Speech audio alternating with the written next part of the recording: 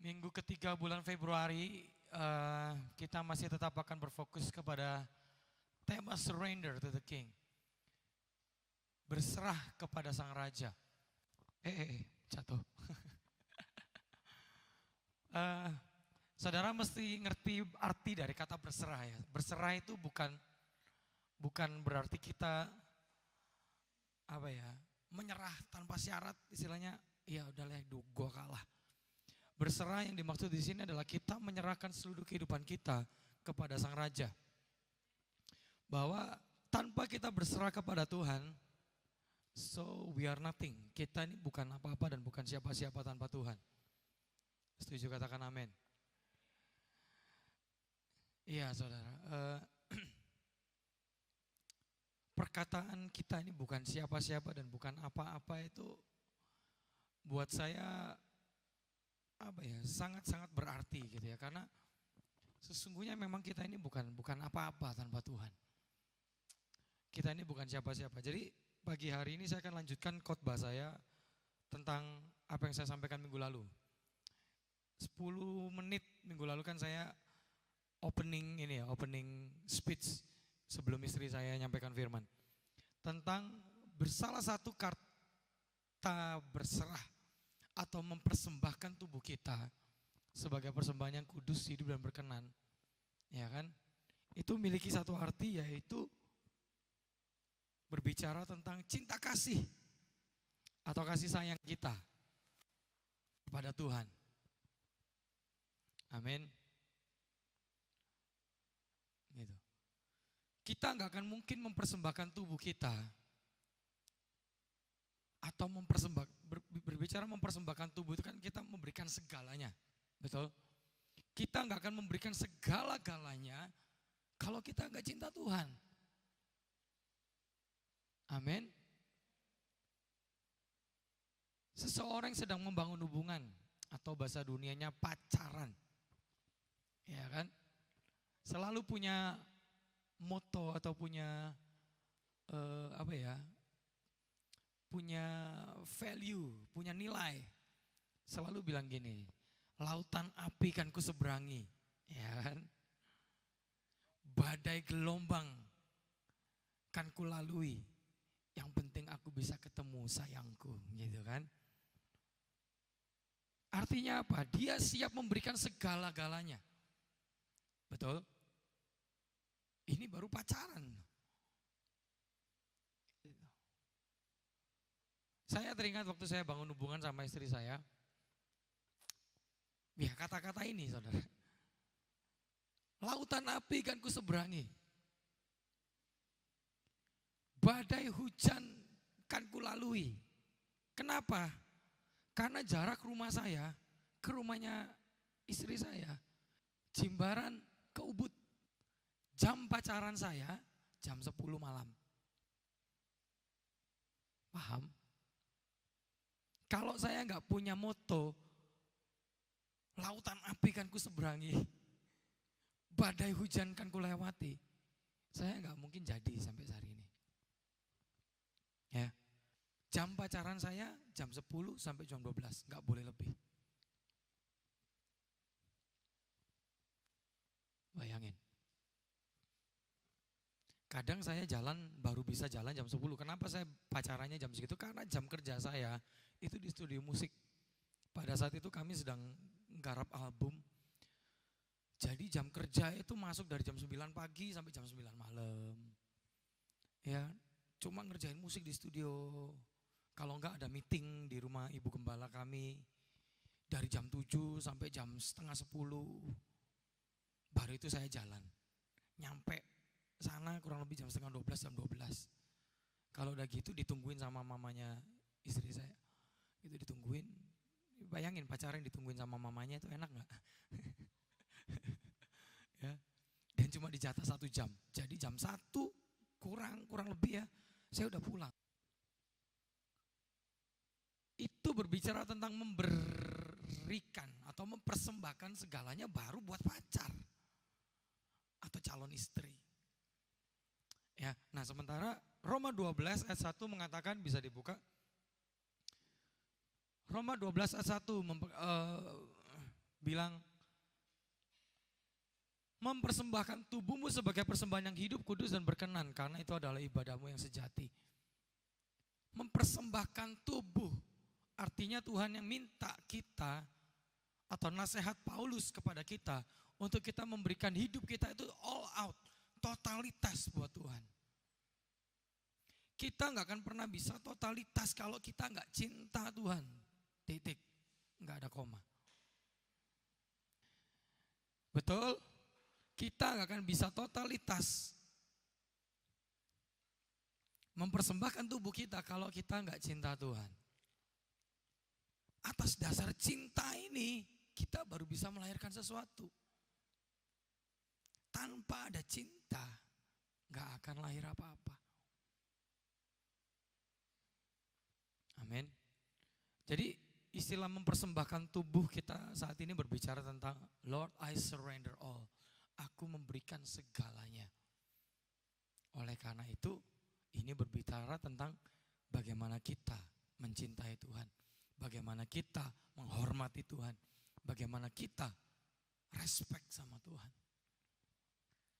Gak ada cinta sama Tuhan, gak akan ada apa-apa. Gak akan ada buah. Gak akan ada sesuatu yang dilahirkan. Haleluya.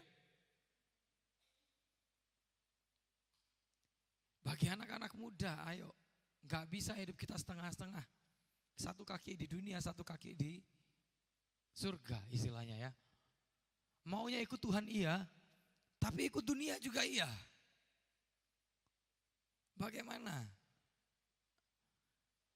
Bukankah Tuhan mengatakan sesuatu yang suam-suam akan dimuntahkan sama Tuhan? Makanya saya itu ya, dalam nilai hidup saya nggak suka warna abu-abu. Nggak suka. Atau dalam genre bermusik saya nggak suka musik jazz. Wah ini online nih. Nanti kalau ditonton beberapa pemusik hebat gitu ya, tersinggung mereka. Nggak apa-apa. Kenapa? Aliran musik jazz itu semuanya setengah-setengah. Kromatiknya komplit tapi setengah-setengah. Makanya pemain musik jazz rata-rata hidupnya setengah-setengah. Ngomong cinta Tuhan, tapi perilakunya nggak menunjukkan cinta Tuhan. Itu. Orang yang, ya saya boleh bilang ya, nggak tahu saudara, saya nggak judging, nggak menghakimi saudara yang suka warna abu-abu ya. Tapi nilai abu-abu itu penggabungan antara hitam dan putih, jadilah abu-abu. Kalau mau hitam-hitam lah. Kalau mau putih-putih lah. Kitab Wahyu mengatakan hari-hari ini yang jahat semakin jahat, yang baik menjadi semakin baik. Jangan setengah-setengah ikut Tuhan. Kalau mau totalitas ikut sama Tuhan. Terlepas bagaimana dunia memperlakukan kita, saudara.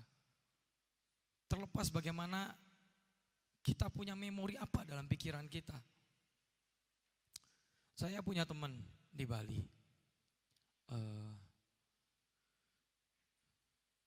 Anak Tuhan pernah pelayanan. Tapi waktu saya tahu dia ngerokok, saya stop. Lu nggak boleh pelayanan, sorry. Duh, kenapa? Iya. Karena kamu nggak menghormati tubuhmu yang adalah bait Allah yang kudus. Sorry ya, aku nggak bisa kasih kamu pelayanan. Main lagu gereja, waduh bisa bikin hati orang itu, wah keren banget. Tapi kamu nggak menghormati tubuhmu yang adalah bait Allah yang kudus. Lo kan nggak ada ayatnya, ngerokok itu dosa. Betul nggak ada ayatnya. Nggak tahu, mungkin zaman dulu belum ada rokok. Gitu. Tapi firman Allah mengatakan, bukankah tubuhmu adalah bait Allah yang kudus? Pada saat kamu tidak menghormati bait Allah yang kudus ini, itu adalah dosa. Jadi aku gak boleh pelayanan? Gak boleh. Udah, titik. Kapan aku boleh pelayanan lagi? Ya kalau kamu udah gak ngerokok.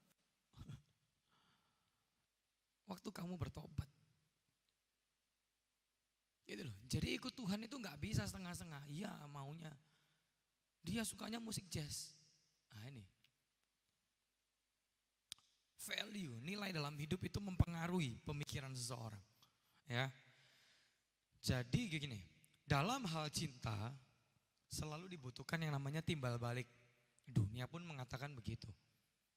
Ya, artinya jika Tuhan memberikan kepada kita yang terbaik, masakan kita nggak memberikan kepada Tuhan yang terbaik?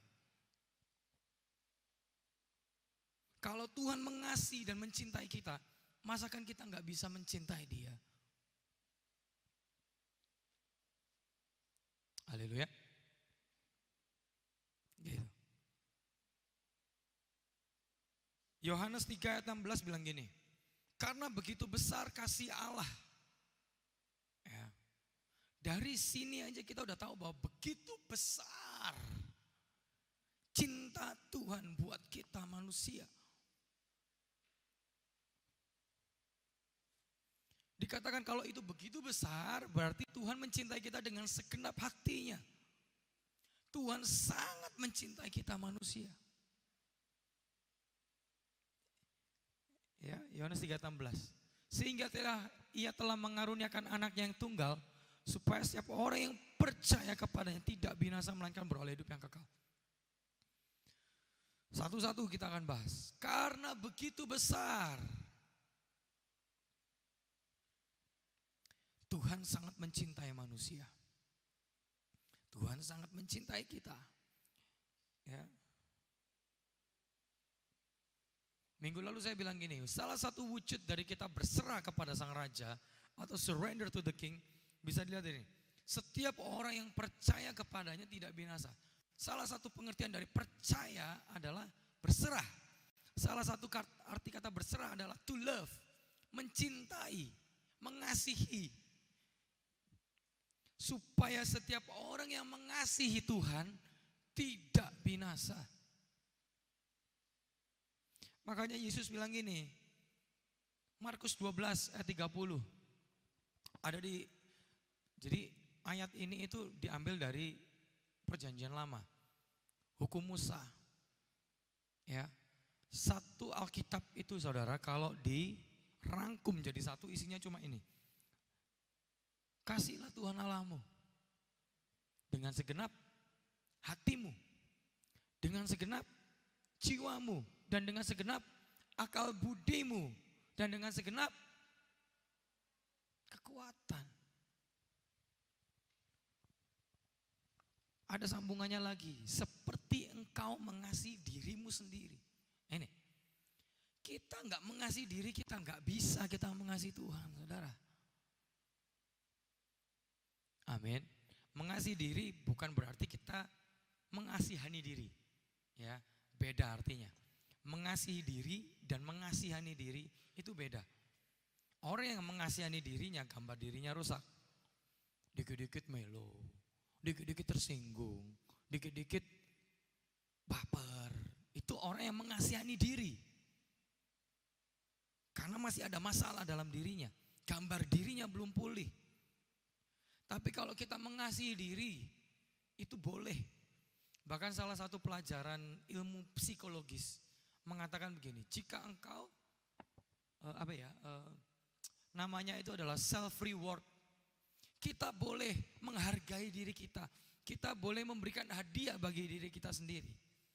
Contoh, kita selama 1 bulan bekerja. Dari jam 8 pagi sampai jam 5 sore. Setiap hari. Bahkan ada yang sampai hari Minggu kerja, saudara. Ya. Nanti tiba waktunya gajian, boleh dong kita menyenangkan diri kita. Boleh apa enggak? Boleh. Yang cewek ke salon, ya. Gunting rambut atau facial, mani-pedi, spa. Boleh.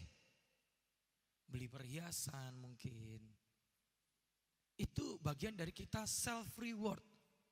Self reward ini salah satu bagian dari mengasihi diri, mencintai diri kita.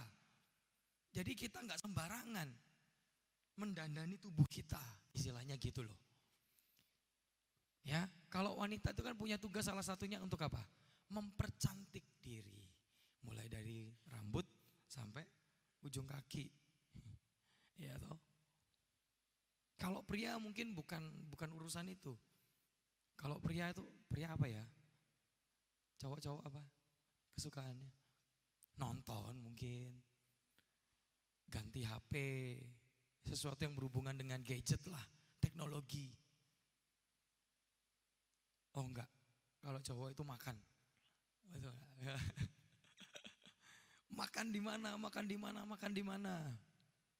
Gitu ya. Itu bagian dari self reward. Tapi kalau mengasihani diri enggak begitu. Mengasihani diri itu udahlah konotasinya jelek. Ya. Jadi Tuhan bilang kasihilah Tuhan Allahmu. Ini bagian yang kita sebagai anaknya harus lakukan. Yohanes 3:16 bilang itu bagian Bapa mengasihi setiap kita dengan segenap karena begitu besar. Markus berapa ini? Markus 12:30 bilang ini bagian kita. Apa? Kasihilah Tuhan Allahmu segenap hati, jiwa, akal budi. Itu sama. Jiwa dan akal budi bermuara di pikiran kita, jiwa kita. Baru berbicara dengan segenap kekuatan, dengan segenap tubuh kita. Amin. Ini bicara totalitas, all out. Enggak abu-abu, enggak setengah-setengah ikut Tuhan. Amin. Ya. Jadi mengasihi Tuhan itu harus dengan segenap. Enggak bisa setengah-setengah. Harus dengan segenap. Beribadah kepada Tuhan 2 minggu lalu saya bilang. Roma 12 ayat 1. Ya kan, sebagai ibadahmu yang sejati. Dalam bahasa Inggris reasonable service. Artinya ibadahmu yang masuk akal. Cara kita memuji, cara kita menyembah, cara kita melayani, cara kita bekerja, cara kita sekolah. Dikatakan apa? Harus masuk akal. Bisa dilihat orang, bisa dirasa sama orang. Kenapa? Ada Tuhan.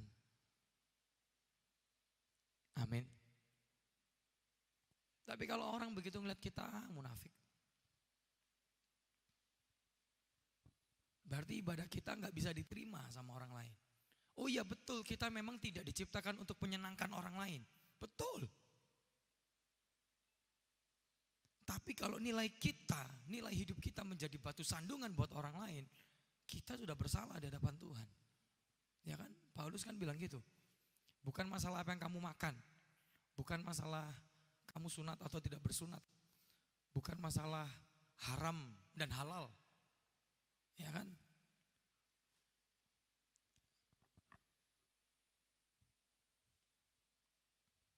Itu.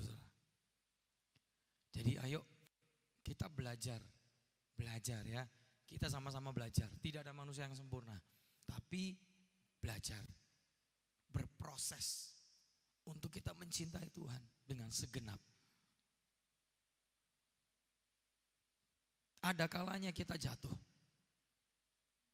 Tapi jangan kelamaan. Tahu diri kita jatuh.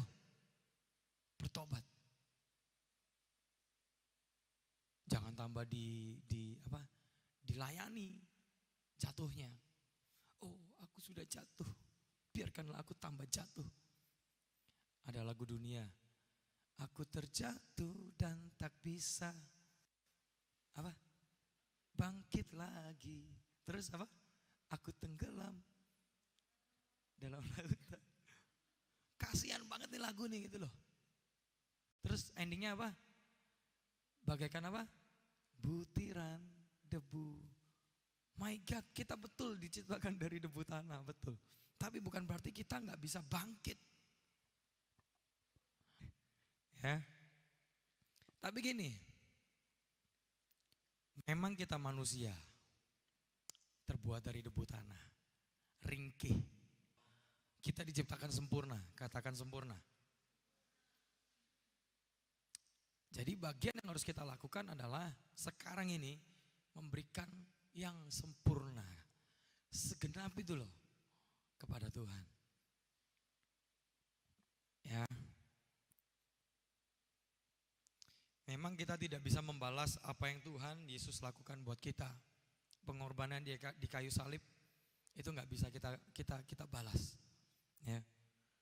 Tapi dengan cara kita mengasihi Yesus lebih dari segalanya, maka kita sedang berserah dan menyerahkan seluruh hidup kita. Ada satu lagunya Sari Simorangkir, mungkin nanti Bapak Ibu Saudara bisa cari di rumah, judulnya Yang Terbaik. Pernah tahu?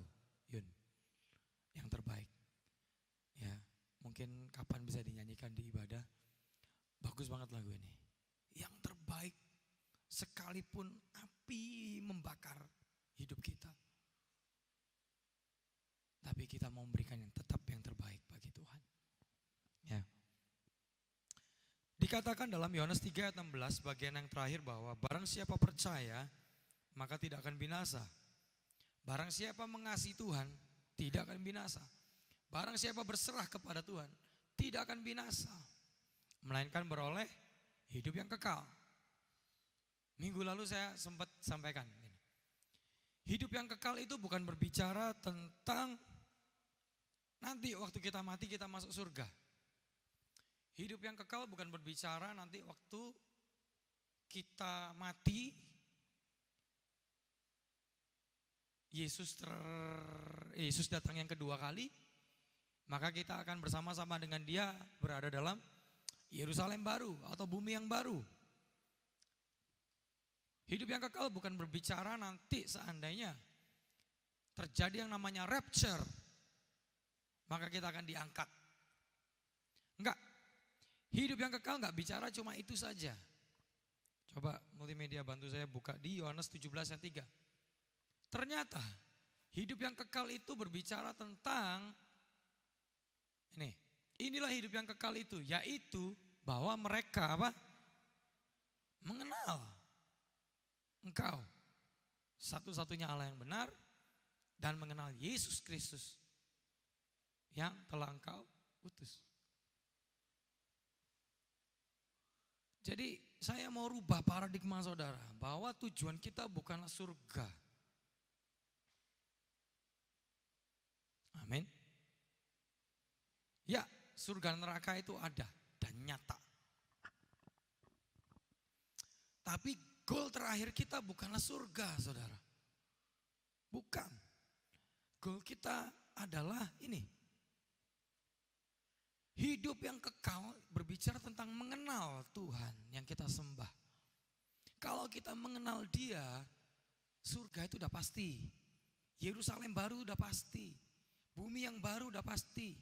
Bahkan bagi mereka yang mau serupa dan segambar, firman Tuhan bilang apa? Engkau akan memerintah bersama dengan Yesus. Tidak semua orang akan memerintah bersama dengan Dia.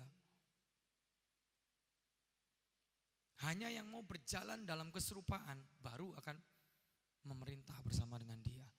Tapi kalau enggak, ya sudah masuk surga gitu aja. Jadi goal terakhir itu bukanlah masuk surganya. Tetapi goalnya terakhir adalah ini loh. Hidup yang kekal, yaitu pengenalan kita akan Tuhan.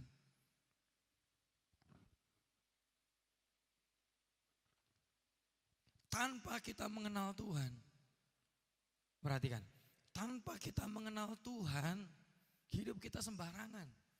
Kekristenan kita sembarangan. Perilaku kita sembarangan.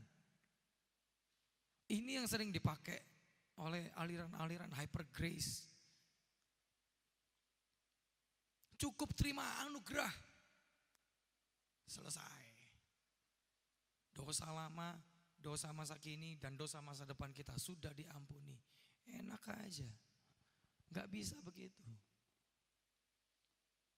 Kalau kita tidak mengenal siapa itu Tuhan, sekalipun kita sudah Tuhan ampuni aku, tetapi kita gak mau mengenal Dia,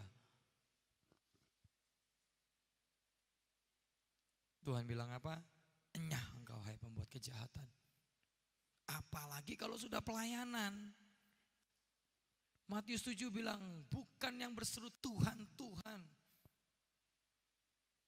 Ya kan? Bahkan orang-orang yang dibahas di Matius 7 itu semua orang pelayanan, saudara. Bukankah aku sudah menumpangkan tangan atas orang sakit dan mereka sembuh? Bukankah aku sudah mengusir setan dalam namamu? Bukankah aku sudah bernubuat? Bukankah aku sudah membangkitkan orang mati dalam namamu? Bukankah itu semua berbicara tentang pelayanan?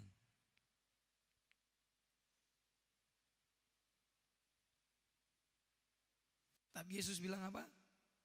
Bapa bilang apa? Nyah engkau. Karena apa? Aku nggak kenal kamu siapa. Ini loh. Jadi ternyata yang dibahas di sini adalah tentang pengenalan. Betapa pentingnya pengenalan akan Tuhan. Kalau kita nggak kenal siapa dia, kita nggak akan pernah mengasihi dia. Kita nggak akan bisa mencintai dia dengan segenap.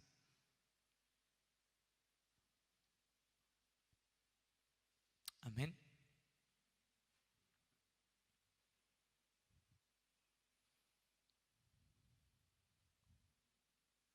Sebab dengan kita mengenal Tuhan, maka kita akan satu, punya hubungan dengan Tuhan.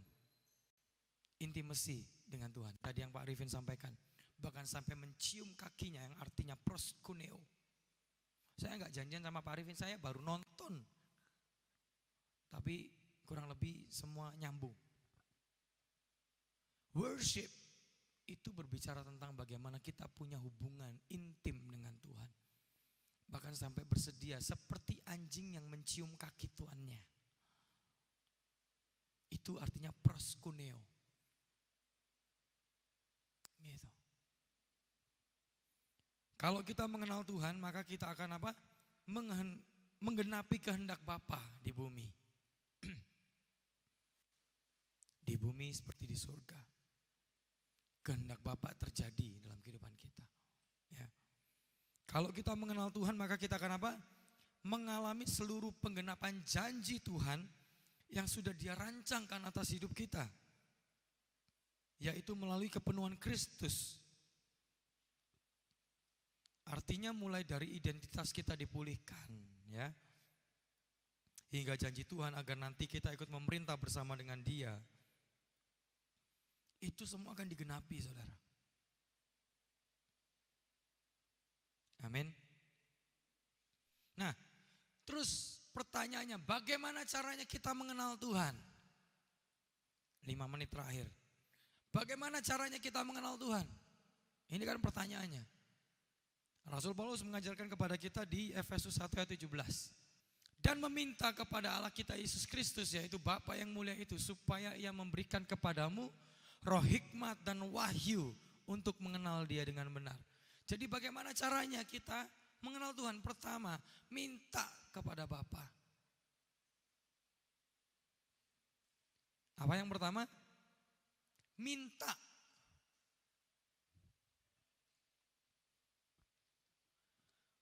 Kalau kita nggak pernah minta sama Tuhan, Dia nggak akan pernah mendekatkan dirinya kepada manusia. Sekali lagi, Tuhan sangat menghargai kehendak bebas manusia. Ya, kalau kita nggak mau mendekat sama Dia, ya Dia diam aja. Tapi waktu kita berespon, barang siapa mendekat kepadaku, maka aku akan mendekat kepadanya. Ya kan? Tuhan bilang gitu kan? Tapi kalau barang siapa tidak mau mendekat, ya Tuhan juga nggak mau mendekat. Walaupun pada dasarnya Tuhan senantiasa suka untuk mendekatkan dirinya kepada manusia. Bahkan sebelum kita berusaha untuk mengenal Dia, terkadang Tuhan terlebih dahulu berusaha untuk mengenalkan pribadinya pada manusia. Ya, terlalu banyak contoh di Alkitab. Bagaimana bangsa Israel keluar dari Mesir. Tuhan mengenalkan pribadinya, sosok pribadinya. Dengan cara apa? Menunjukkan kuasa-kuasanya. Gitu. Tapi berbeda waktu zaman perjanjian baru. Tuhan mau kita lebih dalam. Bukan karena kita takut. Karena kalau kita nggak mencintai Dia nanti kita mati. Bukan. Tapi Tuhan mau kita kembali kepada tujuan penciptaan manusia yang pertama kali. Yaitu apa? Punya hubungan. Ini yang Bapa mau, saudara.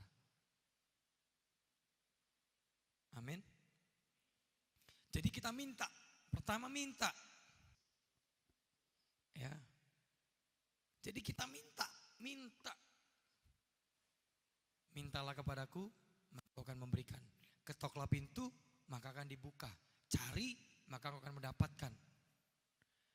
Itu respon kita. Kalau kita nggak pernah berespon, minta, ya Tuhan diem. Haleluya. Lalu yang kedua, cara mengenal Tuhan apa? Supaya kita diberikan roh, hikmat, roh wahyu untuk mengenal Dia. Jadi selain kita minta kepada Bapa, tapi kita juga minta rohnya. Jangan pernah fokus kepada pemberiannya, hikmatnya, pewahyuannya, berkatnya, mujizatnya. Tanpa kita pernah minta rohnya. Sesat kita nanti, kayak Salomo. Ya kan? Salomo minta apa? Hikmat. Dikasih sama Tuhan hikmat. Tapi dia lupa minta rohnya. Jadi gila Salomo. Nah, Paulus mengajarkan kepada kita supaya kita nggak salah minta. Ya, minta kepada Bapa roh hikmat, roh wahyu. Jadi rohnya dulu. Dari kecil saya kalau berdoa, saya minta gini, Tuhan Yesus berikan kepadaku roh kepandaian, roh kepintaran. Saya nggak pernah bilang Tuhan berkati aku dengan kepandaian, kepintaran. Sombong saudara. Minta rohnya. Kalau rohnya ada sama kita, semuanya pasti dikasih. Amin. Fokus sama pribadinya, bukan pemberiannya. Kalau kita fokus sama pemberiannya, kita sombong. Pasti sombong. Ya. Minta rohnya. Maka pada saat kita menerima rohnya, roh itu akan membantu kita untuk mengenal siapa itu Bapa. Ya. Roh akan memberitahukan segala sesuatu bahkan yang tersembunyi dalam pribadi Allah. Ini. Makanya kita butuh roh. Pertama, minta sama Bapa. Yang kedua, kita minta diberikan roh kudus. Maka kita akan bisa mengenal siapa itu Bapa. Kita akan mengenal Tuhan.